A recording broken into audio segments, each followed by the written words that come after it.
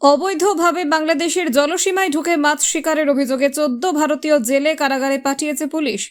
বাংলাদেশের বাগেরহাট জেলা আদালতের নির্দেশে তাদের জেল হেফাজতে প্রেরণ করা হয়। আটক জেলেদের বাড়ি ভারতের 24 পরগনা পূর্ব বর্ধমান জেলায় বলে জানিয়েছেন বাংলাদেশ পুলিশ। জানা যায়, রাতে মোংলা বন্দরের অদূরে ফেয়ারওয়ে বয়া সংলগ্ন গভীর সাগর থেকে এফবি পারমিতা নামক ভারতীয় ফিশিং ট্রলার সহ 14 জন জেলেকে আটক করে নৌবাহিনী। বঙ্গোপসাগরে বাংলাদেশ জলসীমায় অবৈধ অনুপ্রবেশ করে মাছ শিকারের দায়ে তাদের আটক করা হয়। পরে বাংলাদেশ নৌবাহিনী একটি ভারতীয় ট্রলার সহ 14 জন জেলেকে থানায় হস্তান্তর করেন।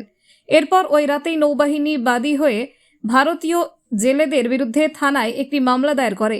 সামুদ্রিক মৎস্য আহরণ আইন 2020-এর 25(1) ধারায় মামলা হয়েছে বলেও জানান পুলিশ। Bureau report, জজবাত 24 Bangla.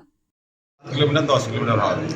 এবার বাংলাদেশে ফৌজগার আমাদের তাড়া করেছে, আমরা ভয়ে ইঞ্জিন বাড়িয়ে চলে যাচ্ছিলাম, সেই সময় আমাদের ইঞ্জিন ফলস করে গেছে, মানে আমাদের ইঞ্জিন আগুন ধরে গেছে, আমরা যেতে পারিনি, খারাপ হয়ে গেছে, যেতে আমাদের মেরেছিলাম, ভাষা নিয়েছিলাম, ভাসতে ভাসতে আমরা বাংলাদেশ বর্ডারের ভিতরে চলে এসেছি। বাহিনী বাংলাদেশের সমুদ্র সীমানায় ইন্ডিয়ান জেলে মাছ মারার জন্য নৌকা সহ প্রবেশ করলে তাদেরকে আটক করে আমাদের এখানে রাতের 3টার সময় নিয়ে আসে। এই সংক্রান্তে মামলা রুজু হয়েছে।